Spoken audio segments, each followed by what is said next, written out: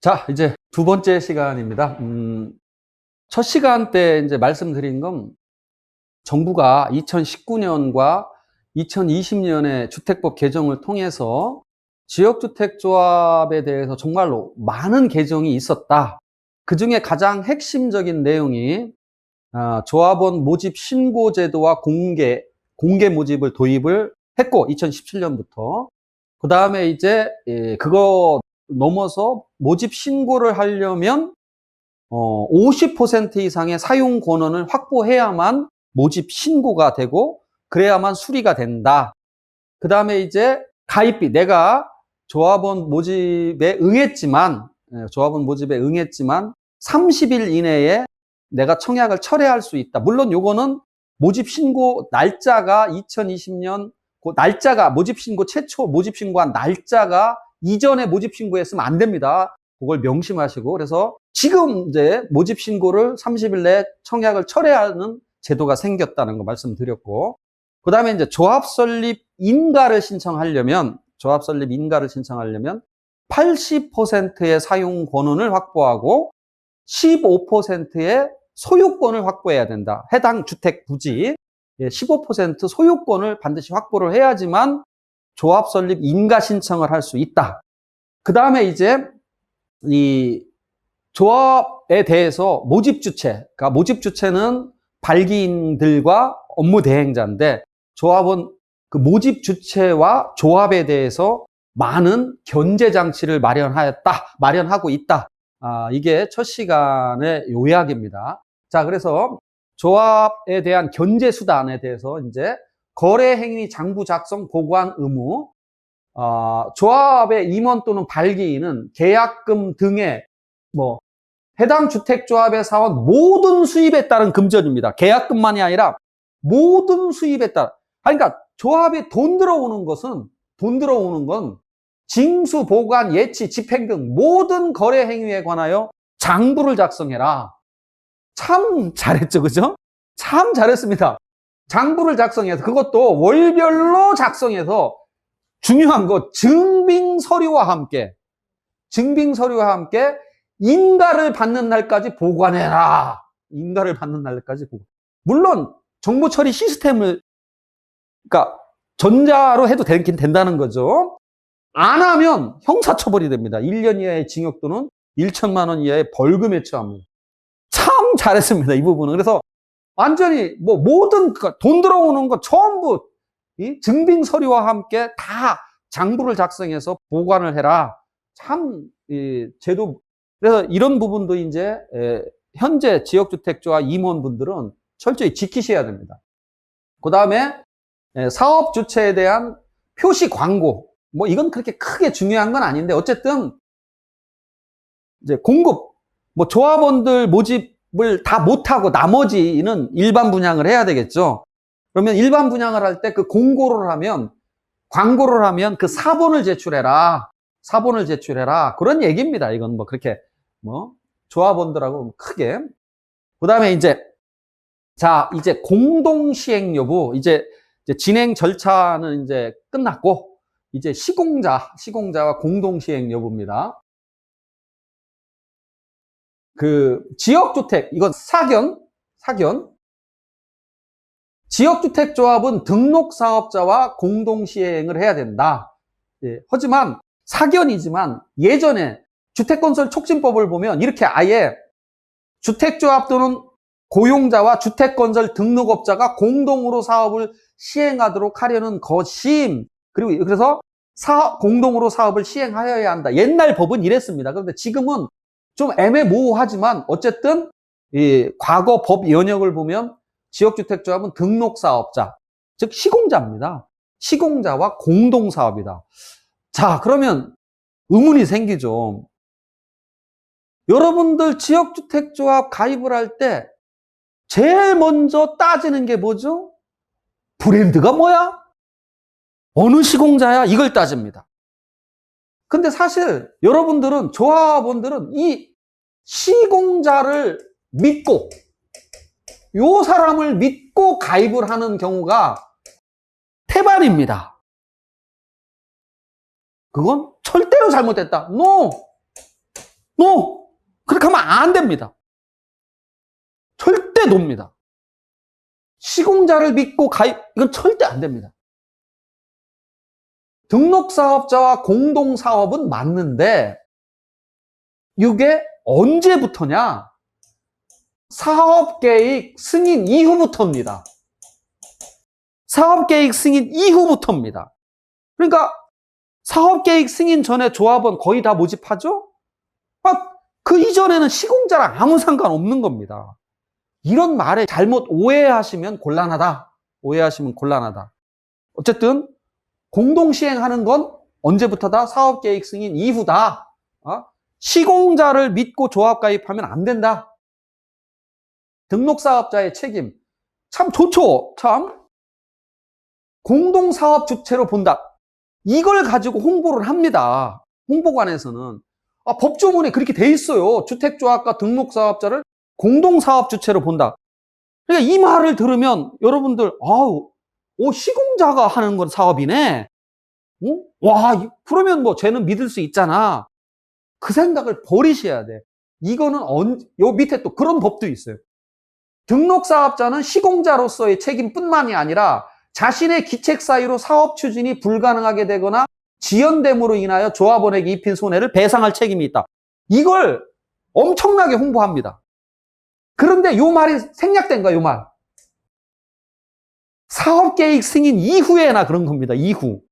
그 이전에, 여러분들 그 이전에 가입하지, 그 이후야, 뭐. 그 이후에는. 오히려, 나쁘게 표현하면,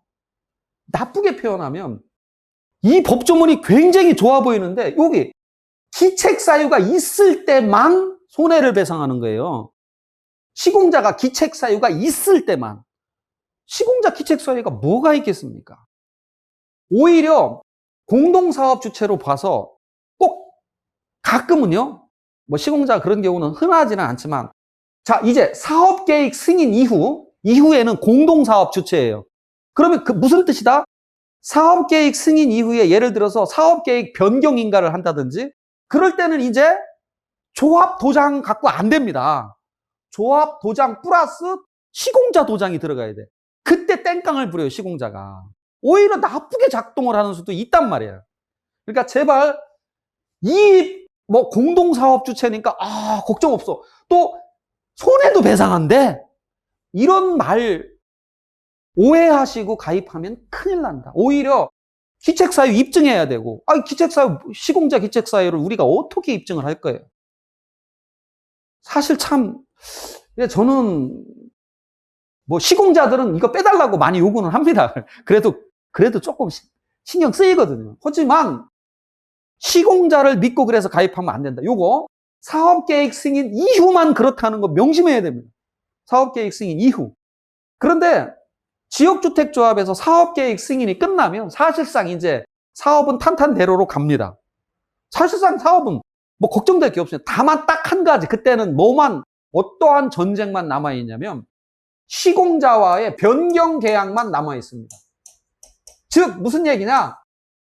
이제 시공자가 돈을 올려달라고 하죠, 이제. 제일 처음에 체결한 도급계약서, 그걸 변경해서 이제 올려달라. 그 전쟁만 남아있을 뿐입니다. 그래서 오해하시면 안 됩니다. 그다음에 조합 설립 이제 인가 신청. 조합 설립 인가 신청을 하려면 이런 서류들이 필요합니다. 특히 80% 사용권은 15% 이상의 토지 소유권 확보. 그다음에 조합원 수 50% 이상, 20명 이상. 이거 아까 계속 말씀드렸습니다. 그다음에 이제 발기인은 복수인가. 참 이게 아직 어떠한 학자들의 견해 또는 판례 아무것도 없습니다. 다만 제가 지역주택조합의 이제 진실이라는 책을 이번에 또 개정판을 준비 중에 있는데 거기에서 제가 이제 최초로 한번 주장을 하는 겁니다. 발기인은 복수냐? 법은 발기인 숫자에 대해서는 침묵을 합니다. 왜 발기인이 숫자가 중요하냐면, 아까 발기인들한 모집 주체에 대한 견제 수단이 많고, 정보 공개 의무도 있고, 정보 공개를 안 해주면 형사 처벌도 지어야 됩니다. 발기인들은 많은 책임이 있습니다. 그런데 그럼 발기인이 한 명일까? 두 명 이상일까? 이 부분에 대해서 법이 침묵을 지키고 있습니다. 다만 규칙의 7조 3에 보면 조합원 모집 신고를 하려는 자는 조합 발기인 명단이라는 말을 씁니다. 발기인 명단. 뭐 만약에 발기인이 한 명이라고 하면 명단이라는 단어는 안 쓰는 게 맞지 않을까 싶습니다. 그죠? 안 쓰는 게 맞겠죠, 그죠? 어때요? 안 쓰는 게 맞겠죠? 명단이라는 단어를 쓰면 아니 뭐 여러 명을 전체로 하니까 명단이라는 단어를 쓰지 혼자인데 그러면 그냥 조합원 발기인이라고 해야죠, 그죠? 한 명이면 이런 단어를 쓰고 있다. 이건 복수를 전제로 한 거 아니냐? 이런 말이 있고 또 신고서 서식의 신고인란을 보면 대표자를 기재하도록 되어 있습니다. 대표자, 발기인 대표자. 대표자라는 건 뭔가 복수가 있다는 뜻이겠죠? 복수가 있다는 거. 복수. 그 다음에 이 설립 인가를 받은 주택조합의 법적 성격은 비법인 사단이다. 단체라는 겁니다. 쉽게 얘기해서. 법에 등기는 법인으로 주식회사처럼 등기는 안 하지만 단체다. 무슨 얘기냐? 이 단체가 주택도 땅도 살 수 있고 이렇게 아파트 사업도 할 수 있고 그런 단체라는 겁니다. 비법인 사단이라는 얘기가 비록 뭐 이 법적으로 등기는 안 하지만 법에서 등기는 안 하지만 단체다. 사회활동, 사람처럼 사회활동을 할 수 있는 단체다. 그렇게 이해하시면 됩니다.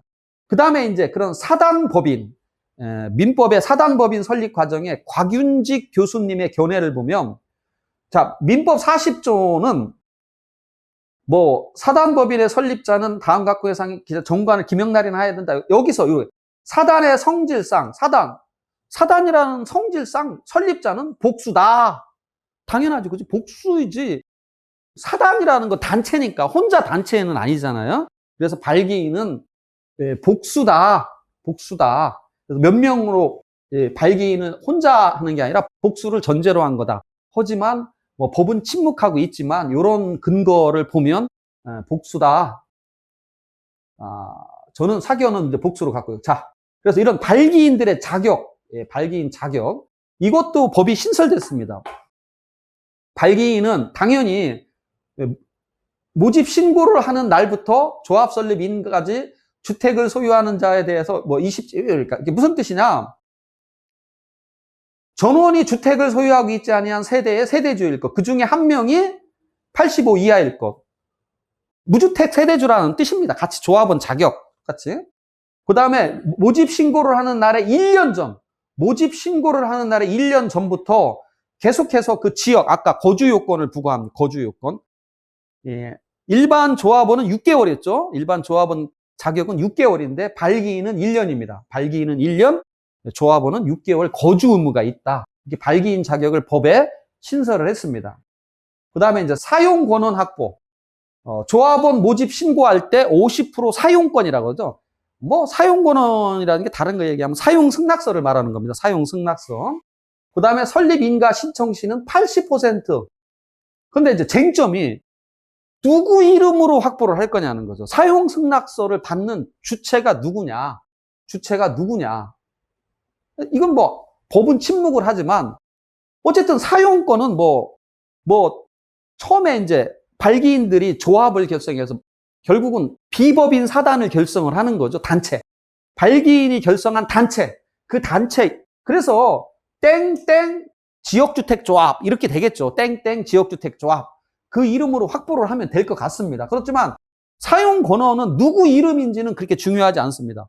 뭐 지역주택조합 부지로 사용함을 허락한다. 이 문구만 있으면 되는 거죠. 그래서 누구 이름은 그렇게 중요하지 않지만 그래도 땡땡. 왜냐? 뒤에 소유권을 확보해야 되는데 어차피 사용 권한은 어차피 사용 승낙서만 받아서 안 되잖아요. 어차피 내가 사야 돼. 지역주택조합이.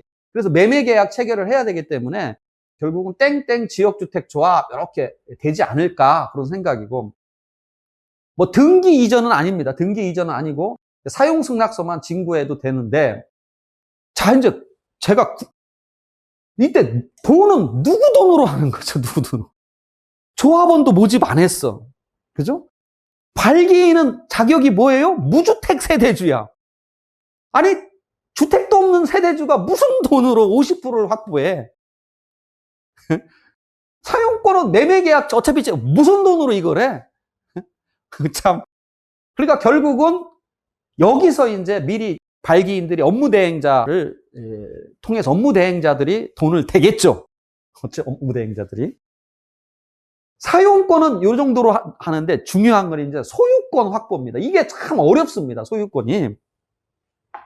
이 15% 소유권 확보 조항이 새로 생겼는데 이게 정말 아마 이런 강의는 제가 최초로 또 아마 최초로 주장을 하는 건데 지금 전국에 이제 이 업무를 담당하는 구청 담당자들도 아마 괴로울 겁니다.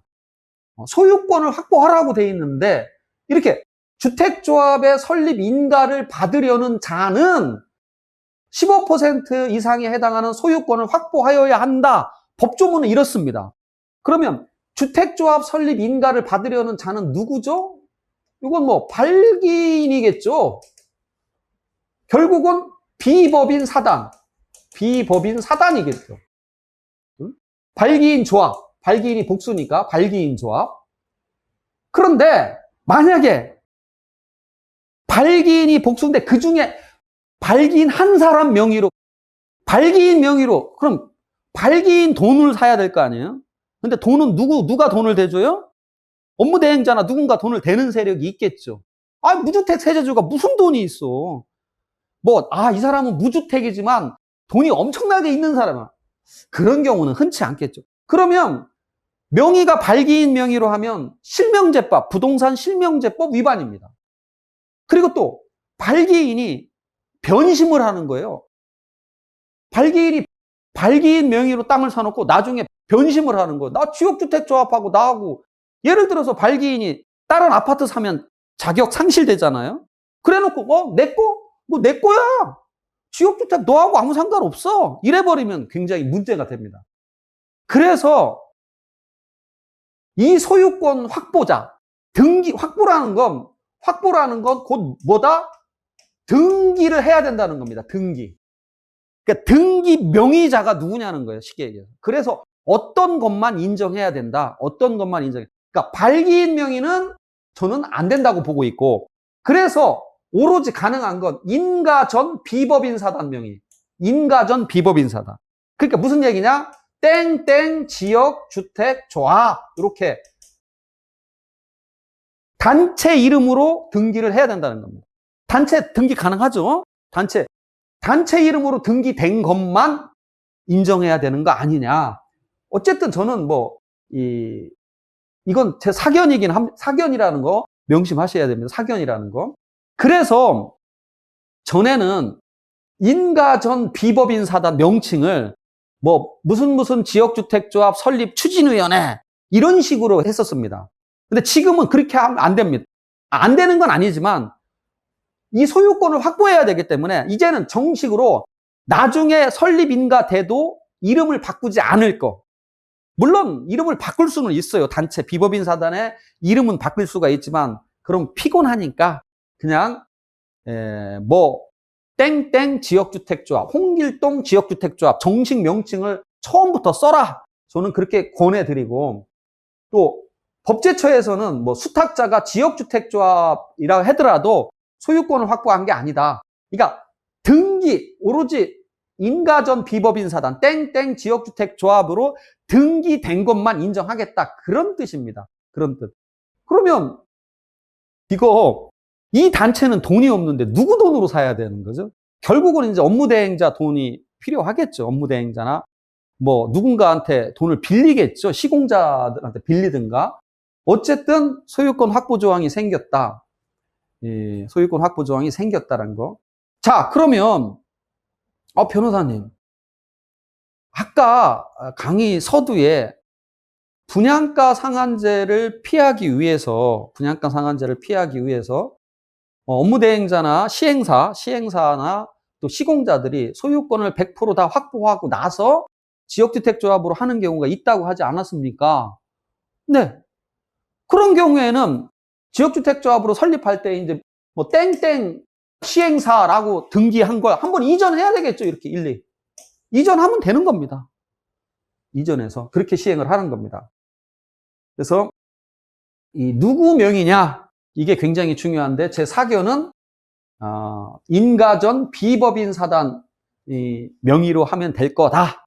그리고 그래서 비법인 사단 명칭도 나중에 바꾸지 않을 그대로 끝까지 사용할 명칭으로 쓰기를 권고드립니다.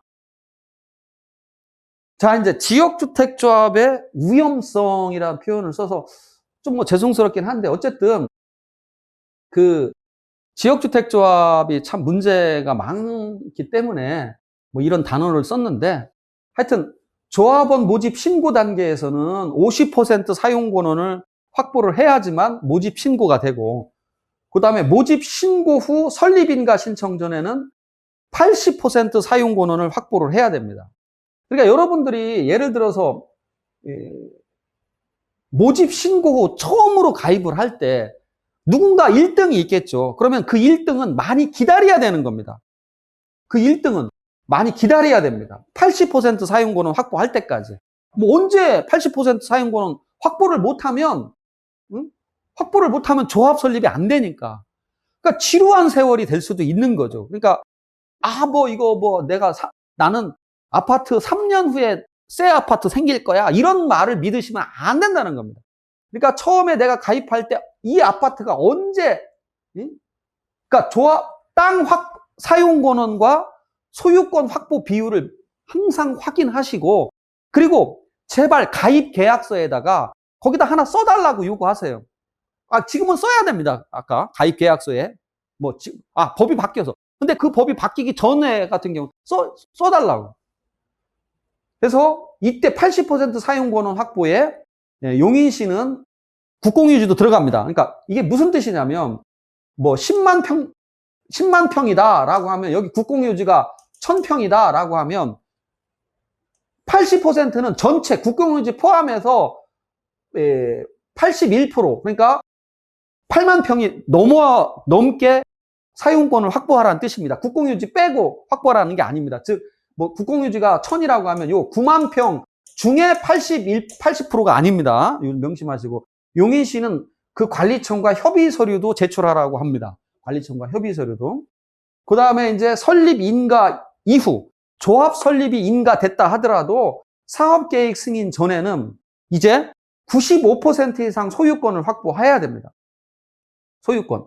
그런데 이미 모집 단계에서 사업 구역이 나타나니까 매수가 쉽겠어요? 안 쉽겠어요? 토지 소유주는 당연히 비싼 값을 받으려고 하겠죠. 그래서 이 사업계획 승인 전까지는 참 힘듭니다. 이게 이 소유권 확보라는 게 상당히 힘듭니다. 지금은 아까 이제 견제 수단 때문에 모든 그 돈 들어오는 거 장부 또 비용에 관한 쓴 돈도 다 이 자료를 만들어서 공개하라고 제가 말씀을 드렸는데 예전에는 참 웃지 못할 이런 얘기까지 드려야 되나 싶습니다만 그런 경우도 봤습니다. 제가 그런 경우도 이 업무 대행자가 알받게 하는 경우도 봤어요. 또 조합 임원이 알받게 하는 경우도 봤습니다. 어쨌든 이런 위험성이 있다. 그러니까 쉽게 얘기하면 좌초, 파산 95% 이상 확보 못하면 좌초하고 파산하는 겁니다. 이거 생각하고 가입하시라는 거예요. 이거 생각하고. 그냥 한마디 95% 소유권을 확보하면 나머지 5%는 매도 청구권을 행사해서 강제 취득이 가능합니다. 그러니까 95%만 확보를 해야 돼. 이걸 확보 못하면 항상 좌초와 파산의 위험성은 항상 있다는 거. 이 부분을 명심하셔야 돼요. 이 부분을. 시공자, 업무대행자 선정.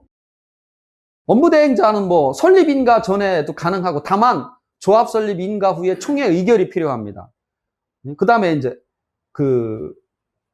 업무 대행비 반환 여부, 지분제 계약님. 이게 무슨 뜻이냐? 조합을 아까 탈퇴를 제가 잘 안 된다고 그랬는데 설사 탈퇴를 허용해도 이 업무대행비는 반환을 잘 안 합니다. 그래서 이 가입을 할 때 뭐 특약으로 내가 만약에 탈퇴 사유가 발생하면 업무대행비도 반환해 주기로 한다라는 특약을 하나 넣으면 좋겠죠. 특약을 넣으면 좋겠죠. 그 다음에 이제 지분제 계약. 세상에 뭐 지분제라는 게 뭐냐면 업무대행자가 일정 이익이 나면 다 가져간다는 거. 아까 제가 말씀드렸죠? 주택조합은 내가 이익과 손실을 모두 향유하는 주체다. 이런 얘기 했는데, 변호사님, 그럼 지분제 계약하면 그 이익과 손실을 누가, 업무대행자가 가지니까 이거 참 좋은 거다. 참 좋다. 이거 하자. 이렇게 생각하실 수가 있겠죠. 그런데 말입니다. 업무대행 계약에서 이익이 나면 이거 약속은 지켜집니다. 다 가져갑니다, 업무대행자가. 그런데 말입니다. 만약에 손실이 났다. 그럼 업무대행자가 또 안 해야 되죠? 또 안을까요? 이 회사 그냥 부도 내고 도망갑니다. 그냥. 부도 내버립니다, 부도. 이런 거 하시면 안 돼요, 이런 거 하시면. 이거 더 무서운 거, 이거. 응? 절대로 이런 거 현혹당하시면 안 된다는. 그러니까, 초반에, 우리는 여기는 말이에요. 업무대행자가 이건 보장합니다. 이런 말에 현혹되지 마시라는 얘기입니다. 지분제니까 보장이 다 돼. 그래. 이익은 가져간다니까. 가져갈 건 싹 가져가요. 대신 손실이 나면 부담 안 합니다. 손실하면. 그리고 나몰라라 부도 나버리면 어떡할 거예요? 미쳐버리는 거예요. 그러면 내가 다 또 안 해야 돼. 내가 다. 이 부도난 이 업무대행자하고 재판에서 이기면 뭐 하겠습니까? 재판에서 이기겠죠, 당연히. 손해배상 청구 소송하면 뭐 1,000억 해서 이기면 어쩔 거야? 뭐 100억 해서 이기면. 서울역 노숙자하고 재판에서 뭐 이긴다고 해서 그거 괜히 재판 비용만 나가는 겁니다. 재판 비용만. 이런 부분에 여러분들이 현혹 오해하시면 안 된다는 거예요. 시공자 선정 변경은 반드시 조합 총회 의결. 그러니까 시공자, 등록사업자 선정은 조합 설립 인가 전에도 저는 가능하다고 봅니다. 하지만 조합 설립이 되면 반드시 업무대행자와 시공자는 다시 한번 총회 의결을 받아야 됩니다. 이렇게 이해하시면 좋을 것 같습니다. 그 다음에 이제 조합원 전원이 자필로 연명한 조합 규약을 준비해라. 이것도 조합 가입하신 분이 꼭 알아야 돼요. 자, 조합 가입은 그런데 사실은 이것도 가입하는 날 사실은 미리 다 봤죠. 가입하는 날. 그래서 만약에 이제 혹시 그날 조합 규약에 자필로 이게 무슨 뜻이냐면 이 조합 설립 인가 신청 서류에 조합원 전원이 자필로 연명한 조합 규약을 제출해야 됩니다. 근데 내가 가입하는 날 규약을 서명 날을 안 하고 돌아왔어요. 그러면 이제 조합한테 나 빼주세요. 나 그럼 서명 날은 안 해. 이럴 수가 있는 거죠. 그런데 업무대행자 그렇게 바보가 아닙니다. 한꺼번에 다 받아버리죠. 가입계약서, 연명서 다 받죠. 하여튼 그래도 조합원 자필로 연명한 조합 규약은 인가 신청서에 제출을 해야 된다. 조합 설립 인가. 이거 참 어려운 얘기 드려서 죄송한데 법적 성질이 뭐냐 뭐 해서 강학상 인가다. 이게 뭐 어려운 얘기인데요. 그냥 그렇게 생각하시면 돼. 그냥 지역주택조합 설립과 관련된 건 전부 다 민사소송이다. 행정소송이 아니다. 이렇게 이해하시면 끝나. 더 이상 강학상 인가 쳐봤자 설명 그냥 민사소송이다 이 뜻입니다. 결국 민사소송입니다. 강학상 인가가 아니고 설권적 처분이라고 하면 우리 재개발 재건축은 설권적 처분이라 행정소송을 해야 됩니다. 그렇게 차이가 나는 겁니다. 그 다음에 비법인 사단이다. 그리고 등기도 하지 않는다.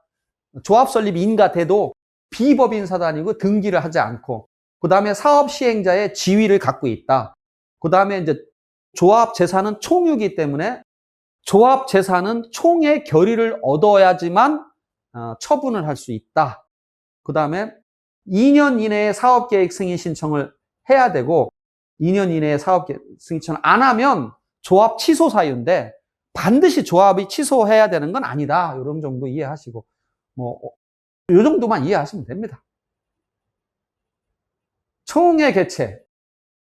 조합 이제 운영을 하다 보면 총회를 당연히 개최를 해야 되는데 이제 20% 이상 직접 출석을 해야 됩니다.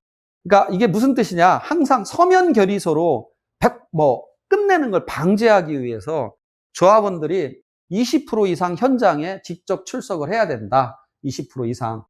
대리인이 출석은 직접 출석이 아니라는 겁니다. 대리인 출석은. 그런데 지금 집합 금지 조치가 생겼죠.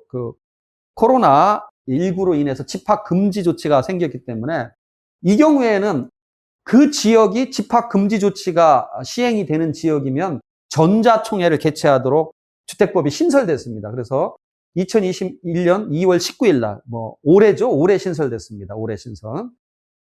그 다음에 이제 여러분들이 꼭 좀 알아둬야 될 게 의사 정족수와 의결 정족수입니다. 이게 이제 무슨 뜻이냐?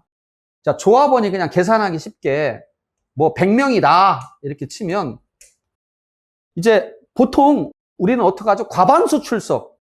51명 출석에 출석 조합원의 과반수 27명쯤 되겠죠? 요게 이제 보통 51명이 의사 정족수고 27명이 의결 정족수가 되겠죠? 요게 분자. 그러니까 의사 정족수는 51명, 요게 27명은 의결 정족수입니다. 그런데 총회 가다 보면 지루하죠? 또 어떤 총회, 특히 조합장 월급을 한 50만 원 올리는 총회 하면 한 2시간 토론해요. 최소한 솔직히 한 30분 이상 토론합니다. 올려주지 말자. 그런데 자기들한테 한 3천만 원 더 내라는 건 1분도 토론 안 해. 참 잘못이죠. 어쨌든 그래서 시간이 지루해. 그러니까 참석을 했는데 중간에 도망가 버려요. 나가버려 그냥. 에이씨, 니네끼리 잘 먹고 잘 살아라. 씨. 그렇게 하시면 안 돼요. 왜 안 된다? 내 피 같은 돈을 버리는 거야. 끝까지 내가 주인이라고. 주인이 떠나면 어떡하나 주인이 떠나면. 응? 그런데 어쨌든 떠났어.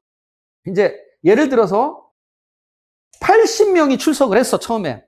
그래서 이제 우리 회의합시다라고 80명 참석했으니까 회의 여는 거예요. 그런데 그럼 80명이 끝까지 가면 80명의 과반수니까 41표를 얻어야 통과가 되는 거죠. 41표. 그런데 중간에 10명이 갔어. 그냥 가버렸어. 참석했다가. 그럼 70명이 남죠. 그러면 이 분모가 이 처음 참석한 80명이냐 아니면 떠난 사람 10명은 빼고 70명이냐 이거예요. 대법원 판례에 의하면 요 70명이다. 그러니까 70명이면 이제 몇 표 얻으면 돼요? 여기서 36표. 36표를 얻으면 되는 거죠. 36표. 그래서 이 조합 임원분들은 꼭 뭘 해야 되냐면 마지막 의결을 할 때 성원 보고를 꼭 다시 하는 걸 검토를 하셔야 됩니다. 왜냐하면 이 80명일 때 성원 보고를 다시 안 하면 이 몇 명인지는 의사로 깎고 성원 보고를 안 하면 최초 이 사람을 그냥 봅니다. 80명. 그러면 이 80명에 41표를 얻어야 통과가 되는데 만약에 끝날 때 성원 보고를 했다 그러면 70명이니까 36표만 얻어도 통과가 됩니다. 그래서 이 부분을 꼭 좀 조합 임원분들은 꼭 알고 총회를 운영하시라 그런 뜻입니다. 예산 총회 관련 사항에서 이제 조합 규약이 핵심이다. 조합 규약이 핵심이다. 그 다음에 여러분들은 이제 그 조합이 그 아파트를 짓기 위해서는 많은 그 용역 업체를 선정을 해야 되는데 항상 경쟁 입찰을 해라. 그게 선이다 이렇게 생각하는데 그렇지는 않은 것 같습니다. 왜냐하면 경쟁 입찰을 하다 보면 잘못하면 검증되지 않은 업체가 올 수도 있습니다. 그러니까 이건 제가 그냥 사적인 견해니까요. 이거에 크게 의미는 두지 마십시오. 어쨌든 조합 규약이 핵심이다. 그래서 지역주택조합에 가입하려면 반드시 조합 규약을 읽어봐야 된다. 아이고, 내가 어떻게 그런 거, 그거, 몇 장이나 되는 그런 걸 읽고 가입하라고 그래요. 안 읽고 가입하면 돈 날리시는 겁니다. 할 수 없습니다. 반드시 다 읽어보고 가입하셔야 돼요. 규약도 읽어봐야 되고, 가입 계약서도 꼼꼼히 읽어보고 가입을 하셔야지만 내 피 같은 돈이 낭비가 안 되는 겁니다. 그 다음에 예상할 때 이제 교육비, 경조사비, 변호사 선임 이런 것도 아웃소싱비, 예비비 이런 것도 좀 잘 반영을 하고 사회자 선택이 중요하다. 총회에서 사회자 선택이 사회자의 역할이 큽니다. 그 다음에 퇴정, 함부로 퇴정, 그러니까 퇴정시킬 권한은 있는데 사회자가 저 조합원 떠드니까 나가세요 이렇게 하면 안 돼요. 반드시 의장, 조합장이 퇴정을 명령해야 됩니다. 그 다음에 서면 결의서 제출 방법도 준수해야 되고, 그 다음에 해임된 자, 조합 임원에서 해임이 돼도 다시 조합 임원을 해임하면 필히 다시 선출총회를 해야죠. 그때 입후보가 가능하다는 게 하급심 판례, 대법원 판례는 아닙니다. 그 다음에 이제 조합 임원을 해임시키기 위한 해임총회 비용, 이 부분을 조합에 청구할 수 있느냐, 정관이나, 이건 이제 규약이죠. 여기서는 규약. 규약이나 총회 의결 없이는 조합에 청구 못한다. 그런 뜻입니다. 총회 의결 사항, 여기 1번부터 8번까지는 반드시 총회 의결을 받아야 됩니다. 여기 그래서 예산안이 있죠. 예산안. 이게 2020년 7월 24일 날 사업비의 세부 항목별 사용 계획이 포함된 예산안이 들어왔습니다. 그래서 여기에 해당되는 거 전부 총회 의결 사항이다. 그런데 재개발, 재건축은 총회 의결을 받지 않은 조합 임원은 형사처벌 조항이 있는데 주택법에는 없어요. 이것도 빨리 개정을 해야 됩니다. 아니, 총회 의결 안 하고 사업을 추진하면 도시 및 주거환경 정비법처럼 형사처벌을 조항을 두어야 이게 의미가 있지, 더 강해지지. 근데 총회 의결을 받아야 될 걸 총회 의결을 받지 않고 하면 다 무효입니다. 무효. 그 다음에 예산. 이것도 이제 이게 무슨 뜻이냐? 조합이 처음에 예산을 두 개를 짭니다. 하나는 운영비 예산, 운영비 예산. 둘째는 사업비 예산. 이렇게 짜고, 운영비 예산이야 뭐 별거 있나요? 조합의 임차료, 뭐 직원 월급, 조합장 월급, 뭐 있겠어, 이까짓 거, 뭐 컴퓨터, 뭐. 예? 근데 사업비가 많죠. 근데 지금까지는 어떻게 했냐면 처음에 총회에서 사업비를 막 뭐 5천억 사업비 이렇게 통과시켜 놓고 다시는 총회를 안 여는 거야. 근데 처음에 뭐 압니까? 또 막 바뀌는데. 그러니까 대법원이 2015년 5월 14일 날 그렇게 하면 안 된다. 예산은 1월 1일부터 12월 31일까지만 작동을 하는 거다. 그래서 이 사업비 예산도 그 해에 만약에 사업비 지출을 못했다. 그럼 다시 받아야 됩니다. 다음에 다시 받아야 돼. 사업비 예산도. 운영비, 사업비 예산 전부 다시 받아야 된다. 요 점을 강조하는 겁니다. 이 판례가 2015년도 벌써 나온 지 꽤 됐습니다. 그런데도 한 번에 지금 사업비 예산을 다 통과시켜 놓고 총회 안 열으면 그렇게 하면 안 됩니다. 그 다음에 이제 이것도 뜨거운 감자인데요. 조합원 전화번호 공개. 자, 여러분들이 이제 지역주택 조합은 이 재개발 재건축 조합하고 달리 다르게 전화번호를 모르면 뭉칠 수가 없죠. 그죠? 하다못해 재개발 재건축은 우리 동네에 살잖아요. 우리 동네. 근데 이분들은 동네에 사는 사람들이 아니야. 무주택자야. 그러니까 전화번호 없으면 뭉칠 수가 없어요. 그러니까 즉 무슨 뜻이냐? 조합을 견제할 수가 없습니다. 그래서 전화번호 공개를 해야 되느냐 안 해야 되느냐가 핵심 쟁점입니다. 핵심 쟁점. 근데 법에는 좀 애매합니다. 이 조합원 명부 이렇게 표현 써서 조합원 명부에 전화번호가 포함되냐 안 되냐. 그게 해서 재개발 재건축 도시정비법에서 계속 싸웠어요. 근데 이제는 최종 판결이 났습니다. 대법원 판결이. 최종 판결이 났습니다. 뭐라고 났냐? 공개해라. 전화번호부 공개해라. 공개해라. 그리고 감사가 해도 공개해라. 사실은 감사는 조합 임원이기 때문에 공개를 해줘야 되는 주체죠, 사실은. 그런데 어쨌든 감사가 공개를 요청해도 공개해라. 그런데 이 판례는 도시 및 주거환경정비법에 의한 재건축 조합에서 나온 판례입니다. 그런데 법조문이 똑같아서 주택법에도 저는 이 대법원 판례가 그대로 작동을 할 거라고 저는 예상을 합니다.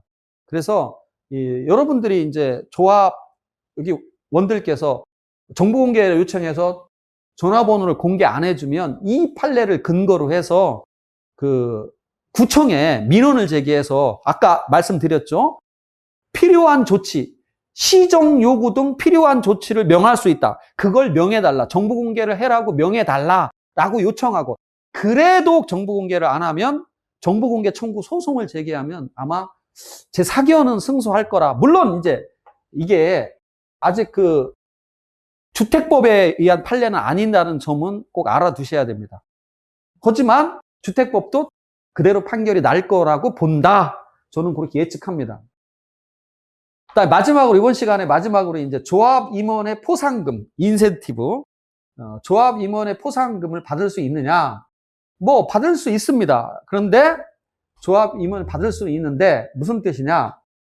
부당하게 과다하면 신의 성실의 형평의 원칙에 반해서 안 된다는 겁니다.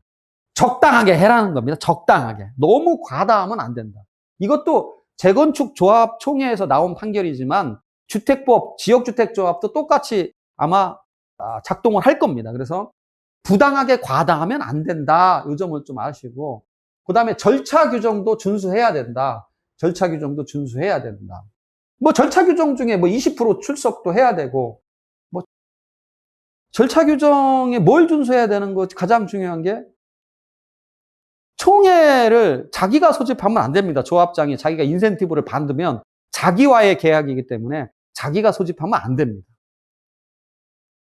자, 이제 이번 시간은 여기서 마치고 이제 다음 시간에 이제 시공자와의 그 도급 계약 그리고 이제 여러분들이 일반적으로 부동산 매매 계약할 때 반드시 알아야 될 거. 일반적인 그냥 우리 부동산 사고 팔 때 알아야 될 조항에 대해서 설명드리겠습니다. 마치겠습니다.